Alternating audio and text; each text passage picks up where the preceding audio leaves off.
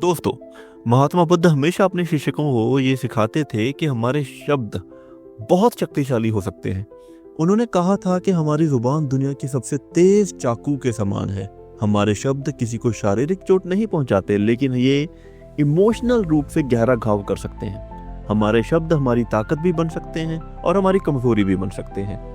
अगर हमें ये ना पता हो कि कब, कहां और कितना बोलना है, अगर हम सही समय पर, सही तरीके से और प्यार से बोले, तो ये हमें सफलता तक पहुंचा सकते हैं। लेकिन अगर गलत समय पर, गलत तरीके से बोला जाए तो हमारा जीवन बहुत कठिन हो सकता है।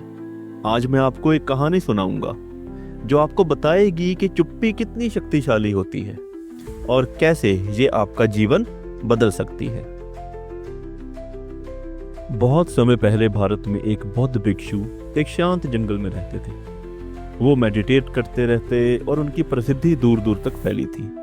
एक दिन एक राजा उनके पास आया और बोला, महाराज, मैं हमेशा थका, परेशान और बेचैन रहता हूँ। मेरे पास धन, शोहरत और हर वो सुविधा है जिसकी कोई कल्पना कर सकता है, फिर भी मेरे अंदर शांति नहीं है। कृपया मेरी सहायता कीजिए। भिक्षु ने मुस्कुराते हुए कहा, राजन, तुम्हारे सवाल का जवाब तुम्हारे भीतर ही है, लेकिन तुमने कभी उसे ढूंढने की कोशिश नहीं की। चलो एक एक्सपेरिमेंट करते हैं, क्या तुम इसके लिए तैयार हो?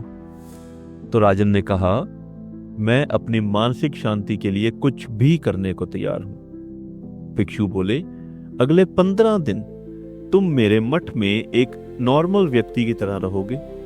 इन 15 दिनों में तुम अकेले बैठोगे, चुप रहोगे और जितना हो सके कम बोलोगे। राजा ने हामी भरी। पहले दिन राजा ने महसूस किया कि उसका मन और भी ज्यादा बेचैन हो गया था। उसके दिमाग में कई सवाल और विचार आ रहे थे। उसे बहुत मुश्किल हो रही थी, लेकिन उसने कुछ भी बोलने से खुद को रोका। रात होते होते उसे एक अजीब सी शांति और खुशी महसूस हुई जो उसने पहले कभी अनुभव नहीं की थी।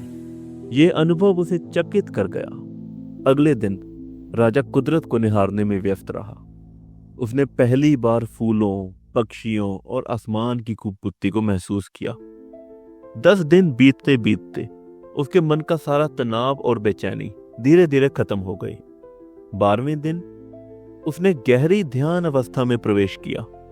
उसकी आंखें खुद ब खुद बंद होने लगी और उसका मन पूरी तरह शांत हो गया।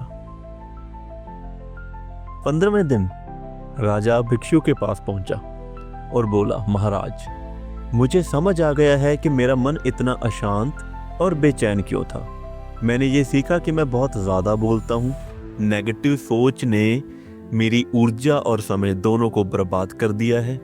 इस आदत ने मुझे परेशान और असफल बना दिया है, लेकिन इन 15 दिनों ने मेरी जिंदगी बदल दी। अब मैं सच्ची अर्थों में जीने लगा हूँ। भिक्षु ने राजन को बुद्ध की कहानी सुनाई।